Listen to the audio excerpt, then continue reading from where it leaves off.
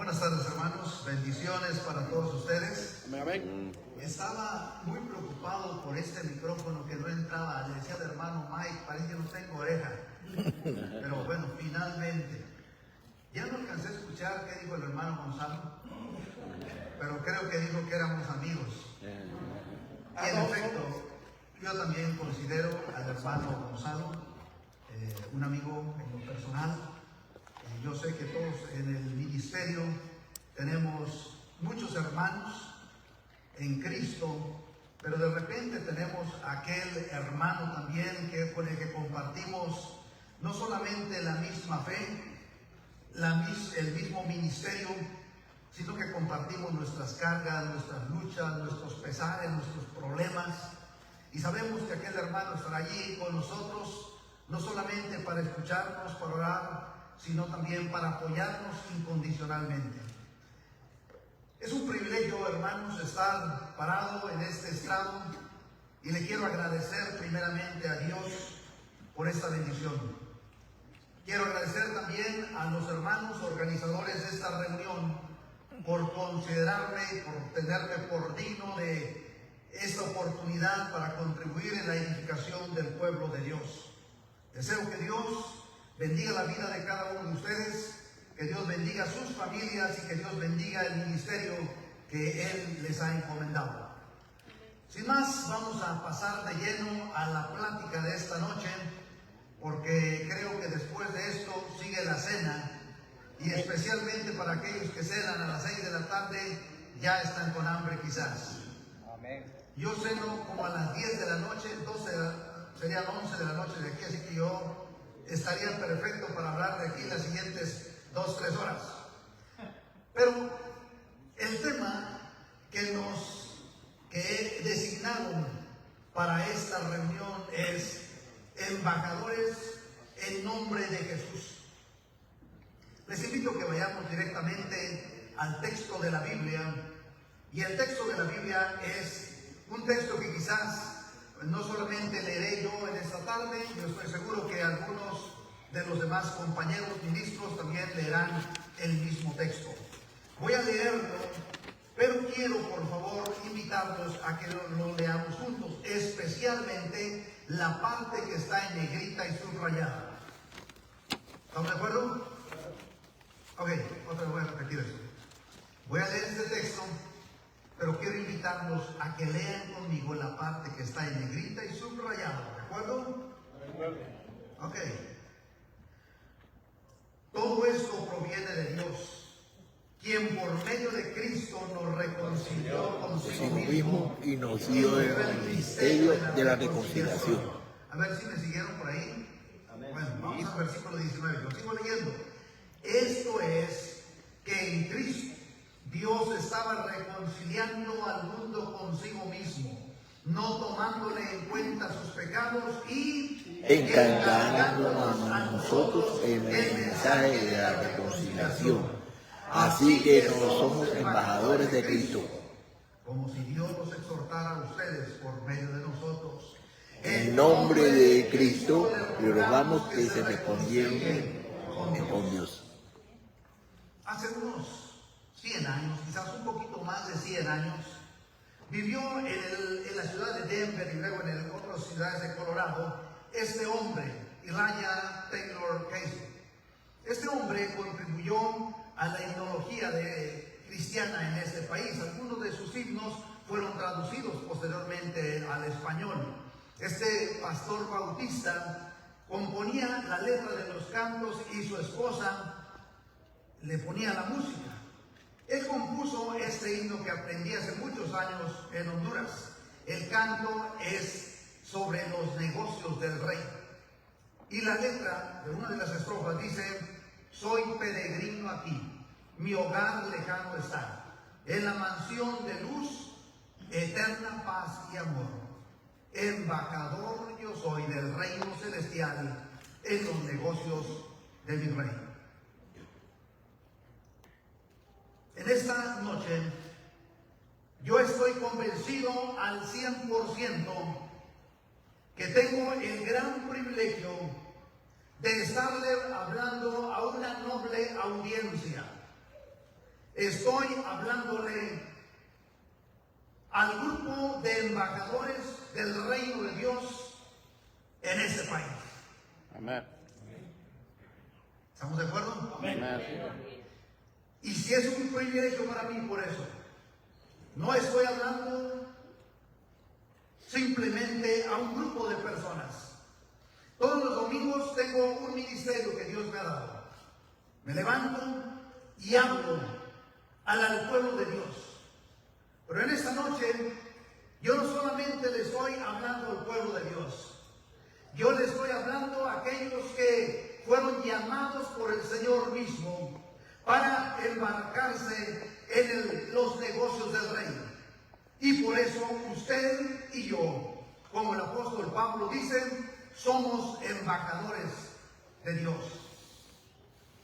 Cuando nosotros leemos la segunda carta del apóstol Pablo a los Corintios, encontramos una secuencia de ideas. Pablo escribe sus cartas de una manera que utiliza de alguna manera la estructura de la retórica griega y la forma de escribir de esos tiempos. Desde el primer capítulo, Pablo va a hablarnos de un aspecto que es parte de esta carta. No sé quién, los eruditos no saben exactamente quién, pero en la carta tiene un tono apologético, porque hay un grupo de personas que están criticando el ministerio del apóstol Pablo. Algunos, al parecer, están diciendo que Pablo no es un apóstol. Otros están criticando el hecho de que Pablo no reciba sostenimiento de la iglesia de Corinto y que esté construyendo tiendas de campaña. Otros más se han fijado en un detalle, se han fijado en la debilidad del apóstol Pablo, su apariencia física, y critican su debilidad física. Otros más están criticando que el apóstol Pablo no tiene las capacidades de oratoria que ellos esperarían de un apóstol. Entonces Pablo, desde el primer capítulo, empieza diciendo en defensa de ese ministerio que Dios le ha dado, dice: soy apóstol de Cristo por la voluntad de Dios. En el capítulo 2 dice: hablamos con palabras que el Espíritu nos da. Capítulo 3, Él nos ha capacitado para ser servidores de un nuevo pacto. Capítulo 4, por la misericordia de Dios tenemos este ministerio. Y entonces cuando llega el capítulo 5, Pablo dice: a mucha honra, así que somos embajadores de Cristo. Cuando Pablo está hablando entonces esto, es una secuencia de pensamiento. Viene desde el primer capítulo. Pablo está defendiendo el ministerio que él ha recibido de parte del Señor. Y cuando llega al capítulo 5, es la conclusión de ese pensamiento que viene hilando desde el primer capítulo. Somos embajadores de Cristo. Y nosotros aquí en esta noche somos los embajadores de Cristo en este país. Para los que les gusta el cine, quizás hayan visto la película de esta es una película colombiana, el actor Hugo Gómez, en la película El embajador de la India. Se supone, y dicen por ahí, que los cinéfilos y los que les gusta más el séptimo arte, que esta película está basada en un hecho de la vida real. La película trata de un joven que, valiéndose de sus conocimientos, su capacidad de conocer otras lenguas y su capacidad del arte y la música, llega a un poblado pequeño en cierta parte de Colombia y los convence de que él es un embajador. En los siguientes días, cuando los de ese pequeño pueblo escuchan que ha llegado un embajador de la India, emocionados lo tratan como un rey, le dan todos los lujos y se dan la buena vida, hasta que alguien lo descubre, obviamente. Vean ustedes la película. Pero esta película habla de un embajador falso. La segunda carta de Corintios, Pablo habla de que también en esa ciudad de Corinto, en la iglesia de Corinto, Pablo encontró que había embajadores falsos apóstoles. Pablo le llama ministros fraudulentos. Pablo, a diferencia de ellos, él dice, pero yo sí soy un embajador de Cristo. Obviamente, la realidad no ha cambiado. Vivimos en un mundo, y no estoy aquí para señalar ni criticar a nadie, pero usted y yo como ministros sabemos una cosa. Así como hay ministros fieles a la palabra de Dios, este mundo también está saturado de falsos ministros, falsos apóstoles, obreros fraudulentos. ¿Cómo puede estar el apóstol Pablo seguro que él es un ministro verdadero del Señor? Pablo, él dice, el capítulo 5, yo le invito a que usted lo lea completamente, porque esa es una lectura que viene específicamente desde el 2 Corintios capítulo 5, versículo 11, hasta el versículo 21, y que de hecho termina hasta el capítulo 6, versículo 10. Es toda una idea de pensamiento. Pablo dice que él es un verdadero embajador de Cristo, porque él cree en Cristo que murió por todos. Y no solo eso, él dice que él ha unido su vida a Cristo. Y además de eso, él dice que él ha sido reconciliado con Cristo. Por estas tres cosas fundamentales que dice ahí en esa sección de la carta, Pablo dice, yo soy un verdadero embajador del Señor. No voy a ahondar en este aspecto. ¿Saben por qué? Porque yo dije hace un momento que yo estoy convencido en esta noche que estoy hablando ante una noble audiencia, que son los embajadores de Cristo, que han entregado su vida al Señor, que tienen a Cristo en su corazón, que viven en Cristo, que han dejado la vida antigua y que ahora ustedes están reconciliados con Dios y están al servicio de Dios. Y por eso no voy a ahondar en este aspecto. Lo que sí quiero enfatizar en esta tarde es lo siguiente. ¿Cuál es la misión que tenemos como embajadores de Cristo? Voy a resumirlo en dos cosas, porque es básicamente lo que Pablo dice allí en esa sección de la carta. En primer lugar, tenemos un ministerio de reconciliación. Pablo dice, todo esto proviene de Dios, quien por medio de Cristo nos reconcilió consigo mismo y nos dio el ministerio de la reconciliación. Dígalo conmigo, por favor. Y nos dio el ministerio de la reconciliación. Esa palabra que está traducida allí como ministerio es diaconía en griego. Y obviamente cuando usted escucha la palabra diaconía, inmediatamente dice, oh, ya la conozco. Es la palabra diácono. Claro que sí. Pablo dice en esta carta que nuestra labor como embajadores es en realidad una diaconía. Es un servicio. Nosotros, como ministros del Señor, hemos sido llamados a una diaconía, y desde ahí tenemos que comenzar. Estamos para servir a Dios sirviendo a la iglesia. Servimos a Dios cuando nosotros servimos al mundo. De allí entonces que aquel que piensa que está en el ministerio para ser jefe de la iglesia está completamente equivocado. Porque lo que Dios nos ha llamado a hacer es siervos. Es una diaconía. El ministerio que tienes, que Dios te ha dado, es una diaconía. Es lo que está diciendo Pablo.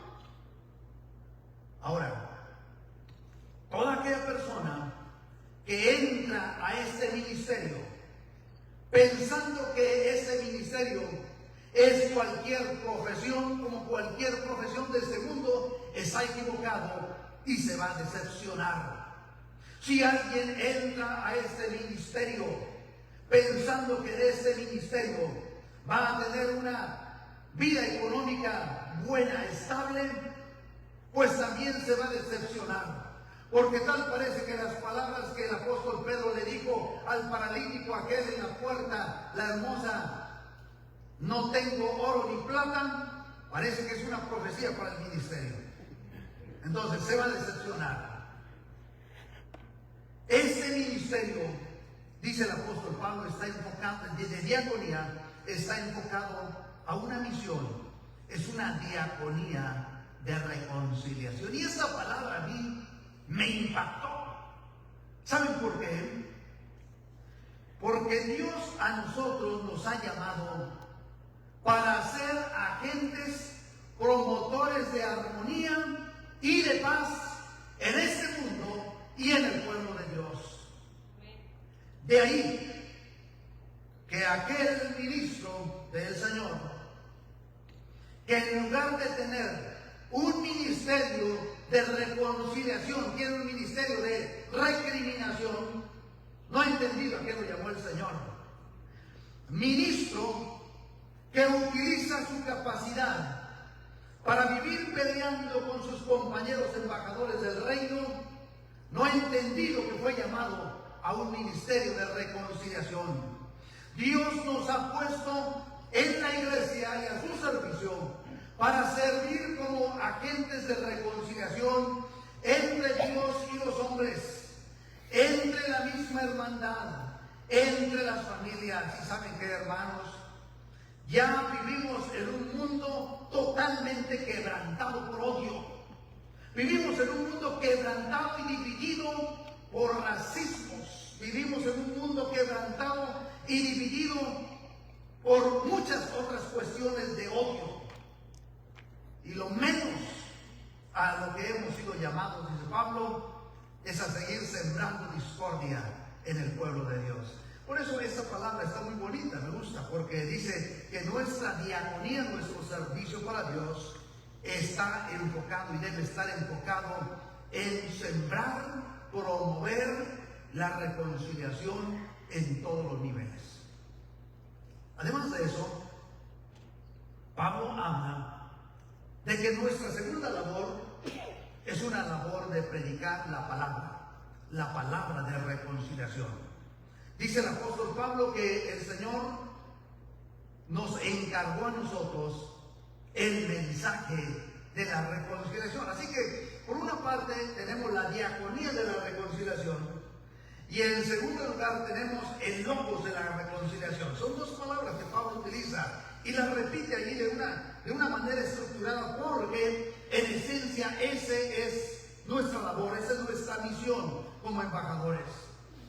Predicar la palabra del Señor, porque todos los días que nos levantamos, si hay algo que Dios quisiera que nosotros hiciéramos en este mundo, es que prediquemos el mensaje, porque este mundo está en enemistad con Dios, y lo que Dios más desea del mundo es que el mundo se reconcilie. Pero para que el mundo pueda ser reconciliado con Dios, las personas tienen que escuchar el mensaje de la reconciliación. Y esa es nuestra labor. Te lo voy a preguntar algo, hermano. Y a lo mejor usted se puede identificar conmigo. Hay veces que a lo mejor usted le habla a una persona, le insiste a esa persona. Tal parece que esa persona sí se va a convertir y usted dice, ya me lo cae a los pies del Señor. Y solamente para enterarse que en el momento más importante que va a decidir, dice, luego le aviso para cuándo me bautizo. Y uno dice, ¿qué pasó? Pues ¿qué falló?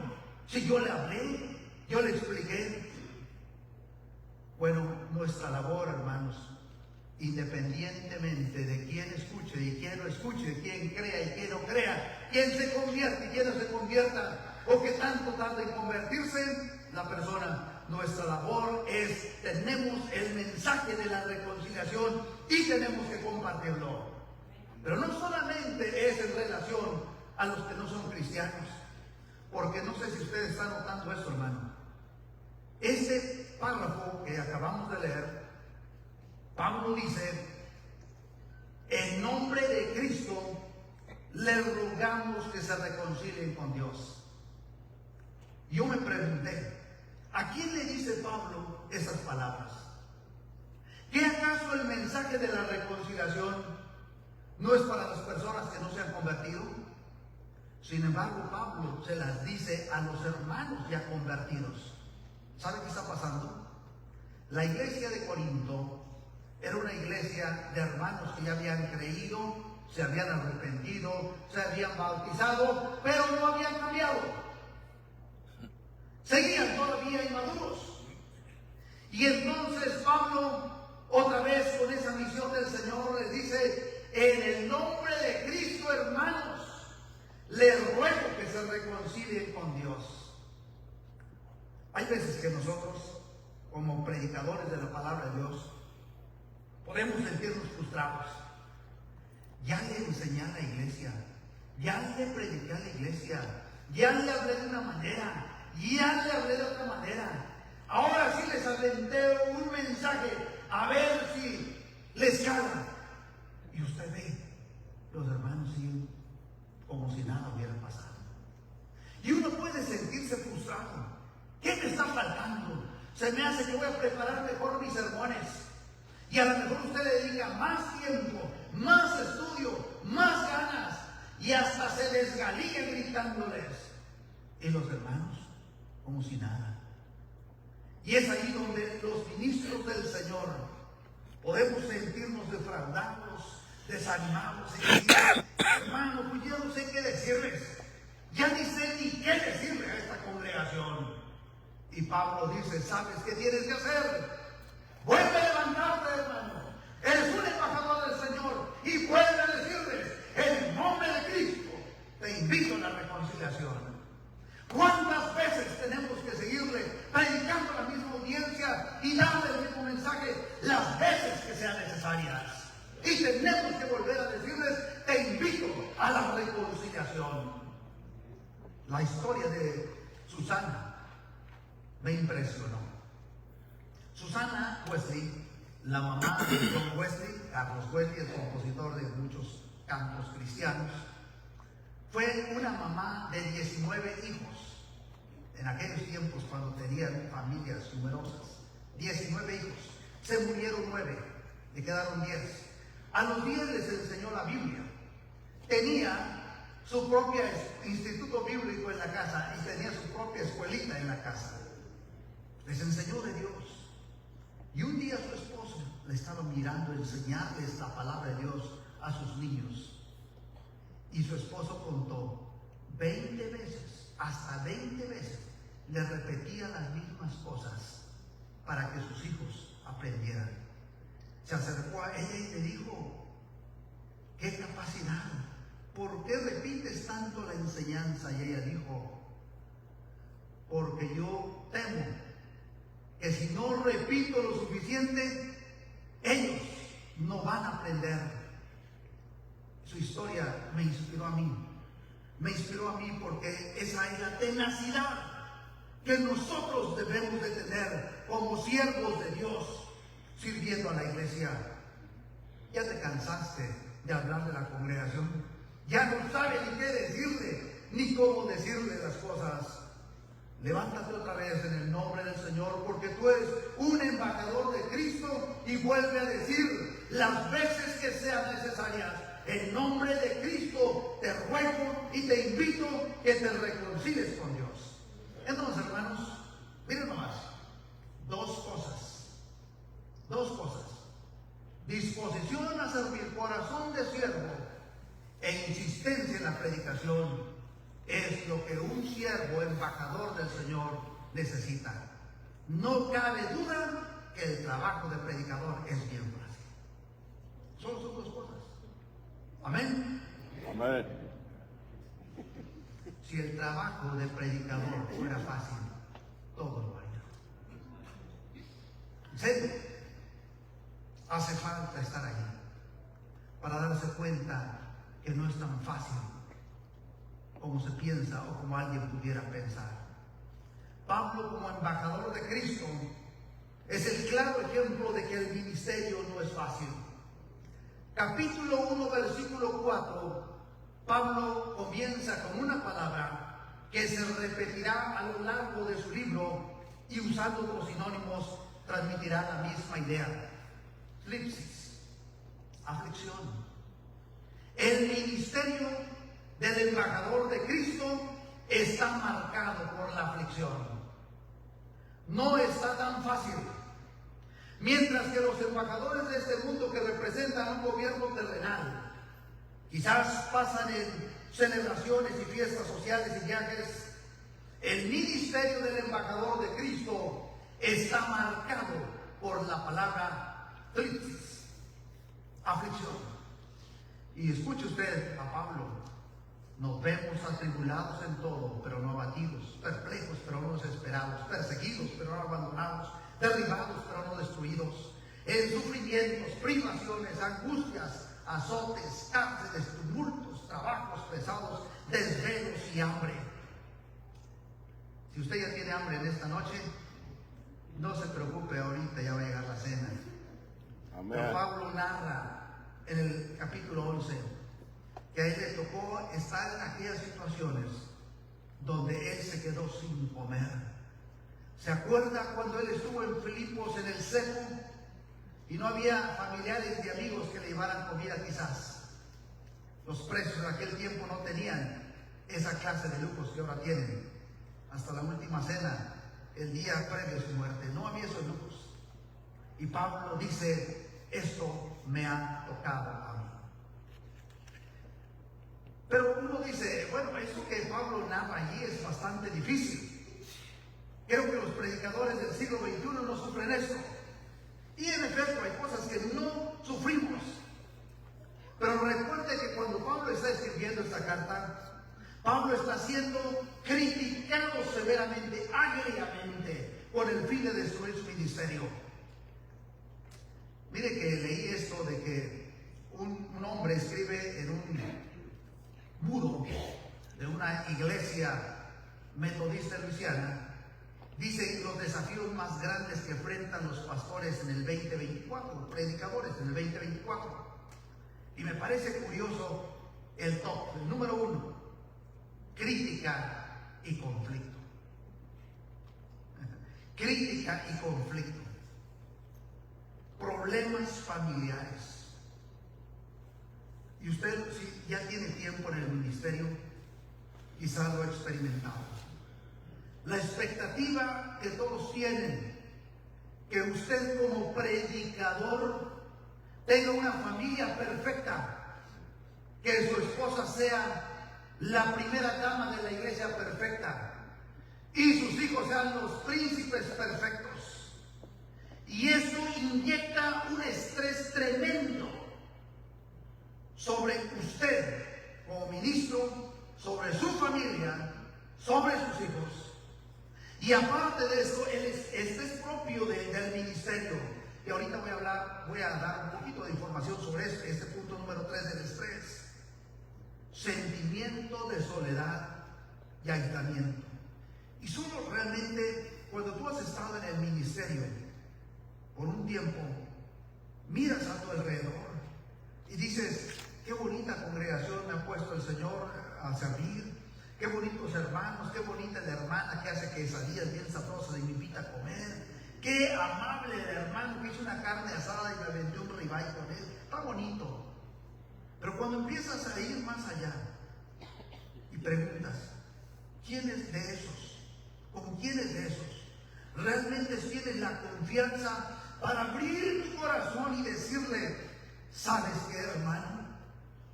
Estoy desanimado? ¿Con quién realmente te sientes identificado y confianza para hablarle de eso? Para hablarle de tus luchas. Por eso los ministros, dice este muro, este es el problema del sentimiento de soledad y aislamiento. Lo experimentamos los ministros, embajadores del rey. Lleva a la depresión, al agotamiento. Problemas financieros, hermanos, cuando se identifican con eso. Falta de resultados en el ministerio. Oímos de mega iglesias y a lo mejor decimos: pero ¿cómo ¿cómo es que mi grupo aquí no crece? ¿Qué está pasando? ¿Qué más debo de hacer? Ya traté de implementar una nueva metodología y siguen las cosas iguales. Bueno, este tipo de cosas son actuales y afectan la vida de los embajadores del reino de Dios en el 2024. A lo mejor tú te sientas identificado con alguna de estas cosas. Yo personalmente, al leer esa lista, me sentí identificado. Y cuando hablamos del estrés, alguien pudiera decir, pero si yo veo al predicador que se la vive muy bien, yo creo que él no tiene estrés. Si está bien gordito, porque está bien alimentadito, ¿verdad? Y luego que algunos sí traemos esa fachada, ¿verdad? Bueno, este hombre, Richard Dishon, hizo una investigación ya hace unos añitos, 2010, y fue una investigación de varios años sobre la efectividad ministerial. Y él logró recopilar la información en su investigación y encontró que las tareas básicas de un ministro son 26 tareas. Y que obviamente estas se pueden ampliar, multiplicar y diversificar hasta 64 tareas que ponen en función su conocimiento, sus destrezas, habilidades, sus características personales. Cuando leí esta información dije, eso explica por qué hay predicadores quemados. ¿Y qué quemados? Fundidos, sin fuerza, sin ánimo para levantarse. Y el próximo domingo a las 10 de la mañana tienen que subir aquí a este estrado y desde aquí invitar al pueblo de Dios a la confianza en el Señor. ¿Se pueden imaginar qué tremenda carga? Con toda la carga que hay detrás de ellos. Entonces,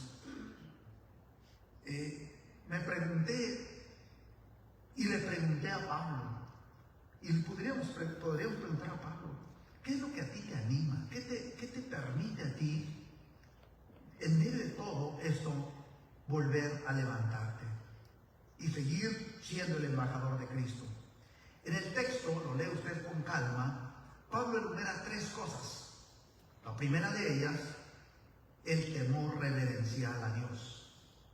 Por tanto, dice el capítulo 5, versículo 11, como sabemos lo que es temer al Señor.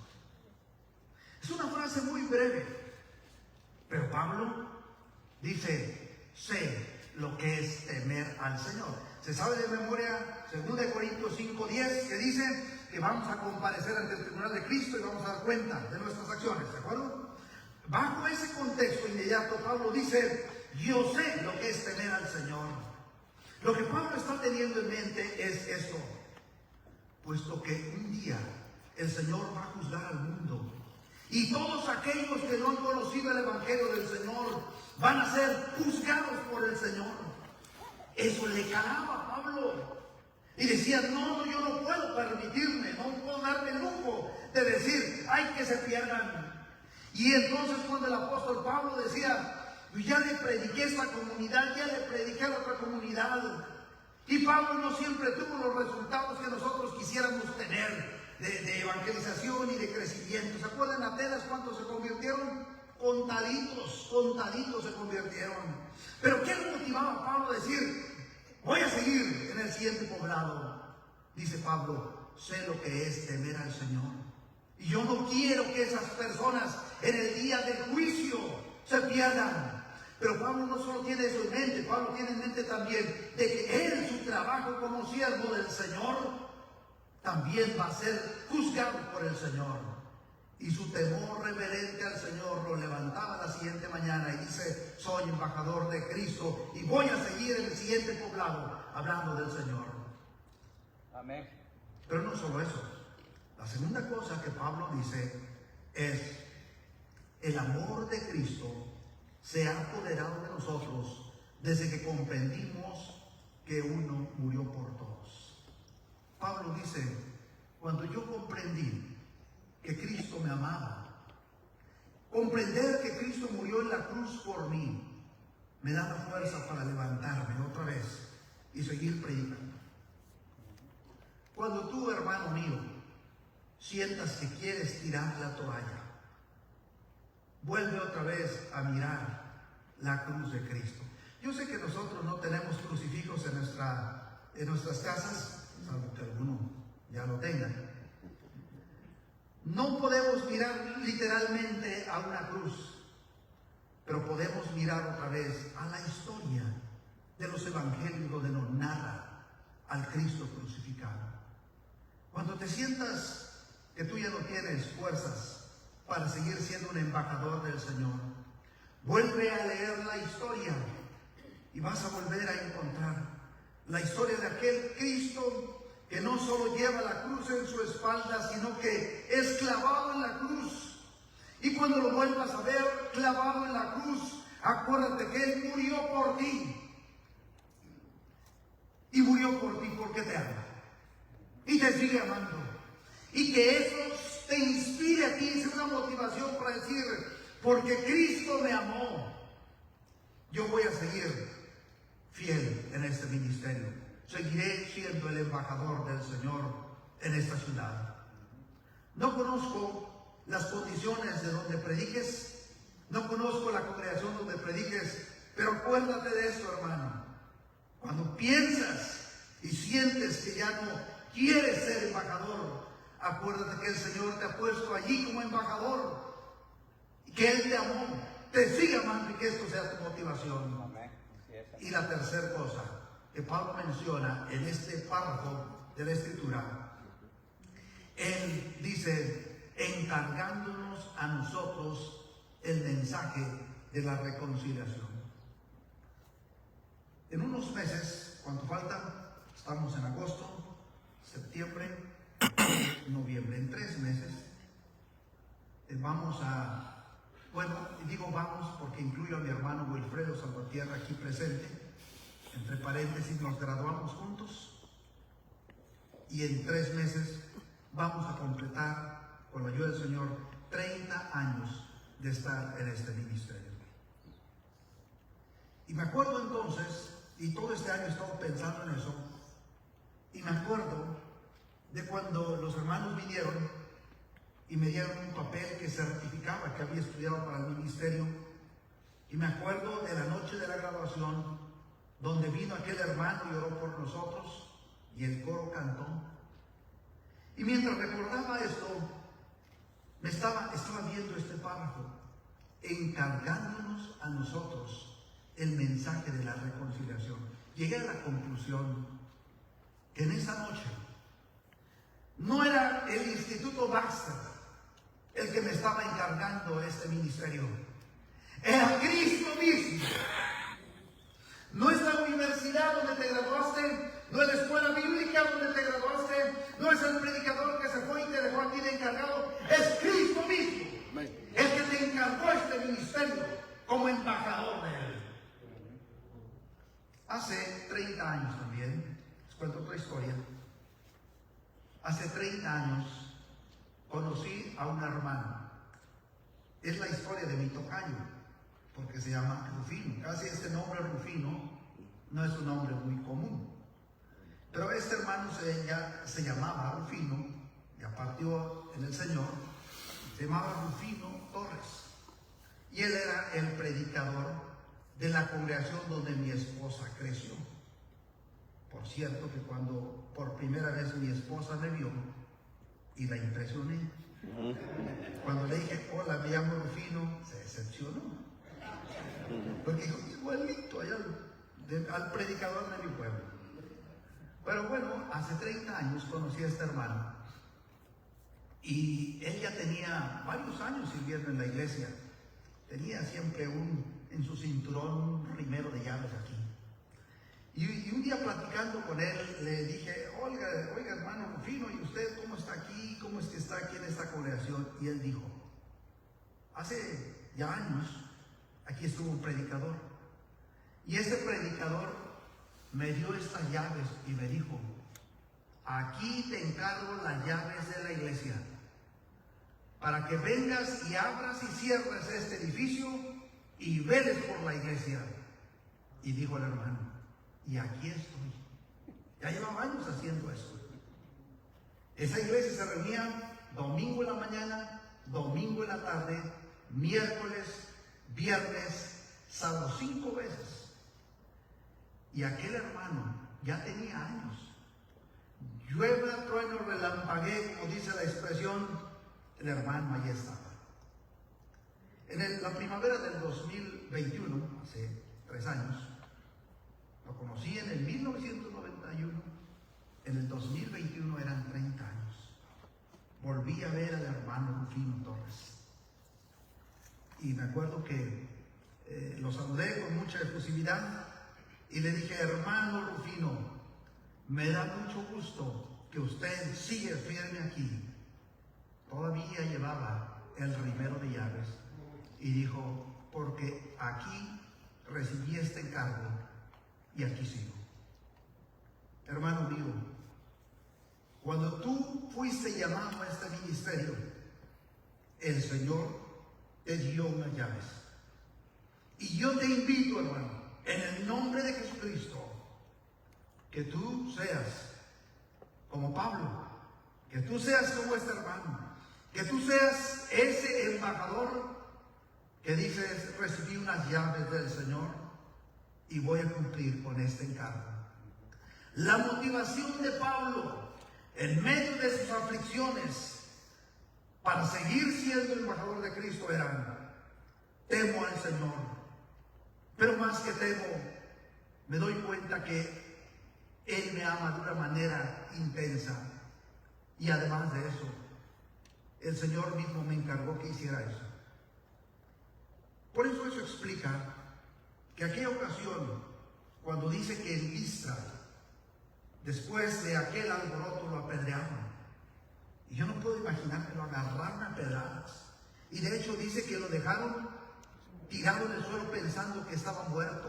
Lo arrastraron fuera de la ciudad. Y lo curioso es, en la historia del libro de los Hechos, es que al día siguiente, bueno, cuando se despierta, todo golpeado, moratado, al día siguiente, dice el relato de los Hechos, se levantó y se fue a predicar. Yo no sé si tendría esta fuerza, si en ese momento hubiera renunciado, pero Pablo se acordaba, yo tengo un encargo de Cristo. Cristo murió por mí.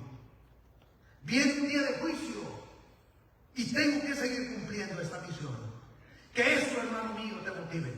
Que esto te levante cuando estés con la capa caída, cuando andes en desánimo, cuando te sientas que no tiene sentido lo que estás haciendo, cuando ves que predicas y como que no hay fruto. Acuérdate, tú eres un embajador del Señor.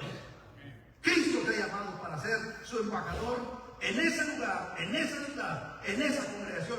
No hay otro embajador, tú eres el embajador. Tú eres el embajador, hermano. Sigue, sigue, sigue adelante, hermano. Puesto de pie, por favor. Quiero orar por ti. Bendito Padre Celestial, gracias por tu palabra. Tu palabra es maravillosa, tu palabra es hermosa. Tu palabra fortalece nuestra vida. Tu palabra es poder. Tu palabra nos alienta. Y gracias, Señor, por la palabra que nos has dado en esta noche. Tú llamaste a tu siervo, a Pablo, para ser embajador, ministro, predicador de la palabra. Te agradecemos por la vida de él. Y te agradecemos porque tú también nos diste a nosotros ese mismo privilegio. Ayúdanos a cumplir nuestra misión de ser agentes de reconciliación y ministros de tu palabra, a tiempo y fuera de tiempo. No dejes, Señor, que nada nos desenfoque de este llamamiento. Aliéntanos, por favor, especialmente cuando estemos desanimados. Levántanos y danos la fuerza que solamente viene de ti. En el nombre de Jesucristo. Amén. Amén. Bendiciones, hermanos. Amén.